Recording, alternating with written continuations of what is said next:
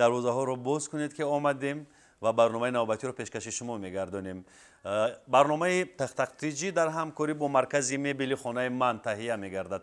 مرکز مبل خانه من جهاز ولوصفت زیبا برای خانه‌دانی شما. سراغ ما شهر دوشنبه کوچه پولودی 43. یک رفیقم، یک دوستم با من گفت که نگینم اقلا یک ترانه سرایید و ترانهش چنین است: مرا محبت تو کشت. واقعا گفت نگینه این ترانه رو سرایید ولی ترانه نگینه مرا کشت. و این ترانه واقعا هم ترانه هست که به طور مجازی انسان رو میکشد و زنده میکند. یعنی خیلی ترانه زیبا است. ما در این برنامه باز هم بانوی عزیز نگینه رو دعوت کرده ایم. همچنین دوران رحمتزاد دوستی همیشگی ما در بری ما با ما در کنار ما. خوش آمدید همتون. علاقه پای بردید که حرف سری تاریخ کدام ترانه می رود؟ بله. خیلی خیلی شعر والا، شعر زیبا. احسن به شاعرش. متن از نسیم ایسویف است که شاعری تاجیک مقیم در شهر تیومنی روسیه زندگی کار و فعالیت میبرد. از همون است. وقتی که در صفحه فیسبوکیش من این متن شعر رو گرفتم، در حال آهنگ بستم و سر و سیموار با نگینه روان کردم. اگر نگینه در یاد داشته باشد من گفتم که باور کنید سر و سیموار کم تر جوش دیگر کردن در کاری که نگفت هم از پویز یگون خیلی دیگر کردن در کار نیست. یعنی در حال آهنگ بستید و در حال با نگینه؟ بله بله بله. بازم در همین آهنگ من نگینه رو دیدم. نگینه بانو چی بیشتر پسند آمد؟ آهنگ یا متن چی؟ اول متن که متن یک مقرری نبود، اونی که هر روز میشنویم در سرودها اون نبود. متن خودش یک عجیب بود. مرا محبتی تو کشت. بله غیر عادی. و همین یک مصرع چقدر معنای عمیق دارد، معنای خیلی وسیع دارد. و نسیم ایسویف مؤلف این شعر است، نسیم ایسو. و باز فکر نکنید که نسیم ایسو برادر من است یا یگان خویشتباری من است. و آدمان گمان کنند که فقط خویشتبار و دوستان خود رو در این برنامه دعوت میکنند و وصفش میکنند. نه، این طور نیست. من با نسیم ایسویف آشنا هستم ولی فقط توسط ترانه‌هایش. من باری با نسیم ایسویف و نخوردم، باری سر یگان سفره ننشسته ایم مثل که امروز ما با نگینه و دوران نشستیم.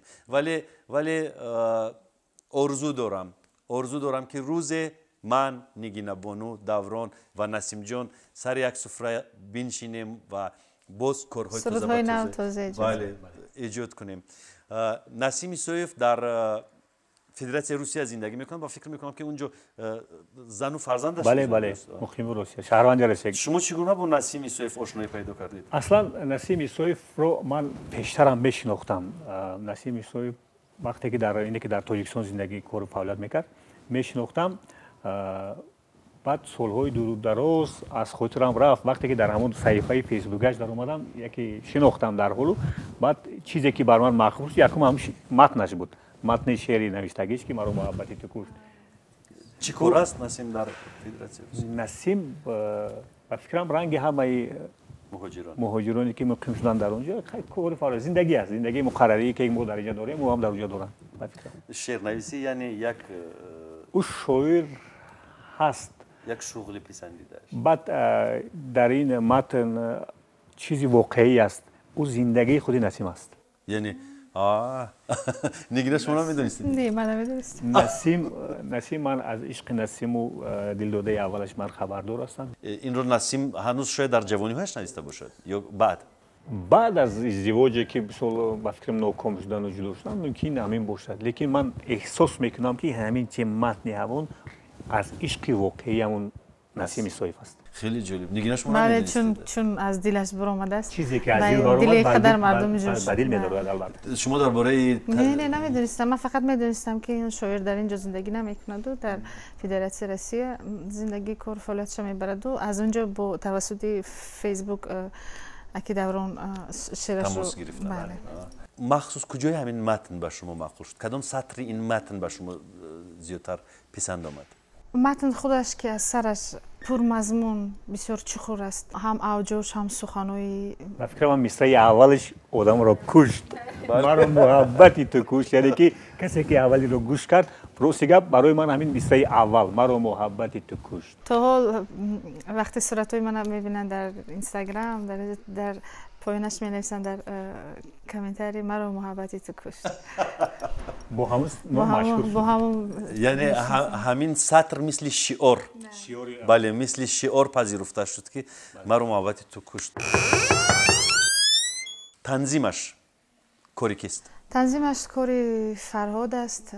فرهاد زکیرов اینو تنظیم کرده است. خیلی آهنگش از اکی دوران تنظیم و بندوبست و همش رو خودی فرهاد کرده است. حتی صدا رو؟ بله صدا رو. موزیک ویدیو کردید؟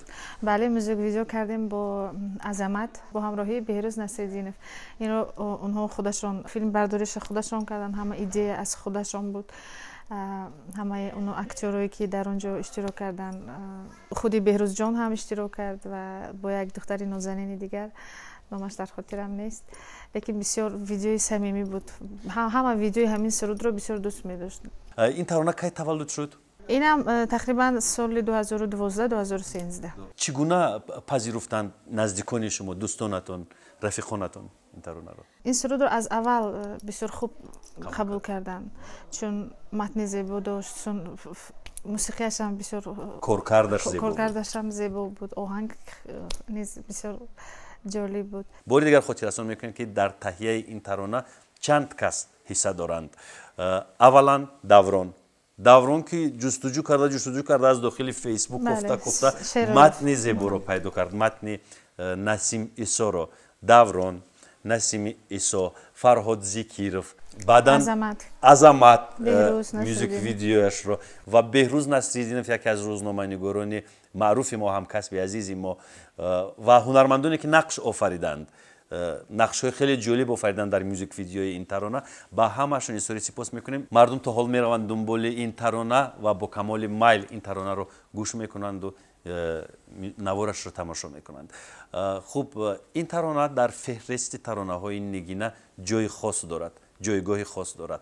حضور بر آفرین با آفرندگان این ترانه استوری سپاس میکنیم و با نسیم عیسایف مراجعت میکنیم. نسیم جان، شما دور نشوید، شما باز نزدیکتر باشید با اهل هنر، با هنرمندان، زیرا اون چیزی که شما میآفرید واقعا معجزه است.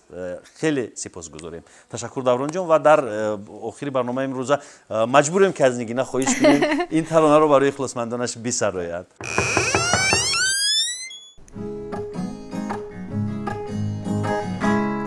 مرا محبتی تو کشت، منم اسیر یا نگاه. مگو سخن درشت، مگو کی عاشقی گناه. پس از 1000 ساله ها تو را چو دور بکافتم، چو عشق خود بیافتم و سوی تو شتافتم. مرا محبتی تو کشت، منم اسیر یا نگاه. مگو سخن درشت، مگو کی عاشقی کنم. زیاد ها تو را به جوست من کنم. زبانم میزند بسی به دل غمی تو اندرون. چی سازم از غم دیگر نهال عشق به ثمر. چی سازم از غم دیگر نهال عشق به ثمر. میمانده داغ و سوزها ز من تو گشته به خبر. مرا محبتی تو کشت، منم اسیر یا نگاه. مگو سخن درشت، مگو کی عاشقی گناه.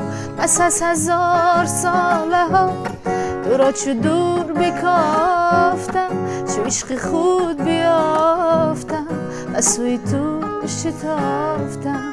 مرا محبتی تو کشت، منم اسیر یا نگاه. مگو سخن درشت، مگو کی عاشقی گناه.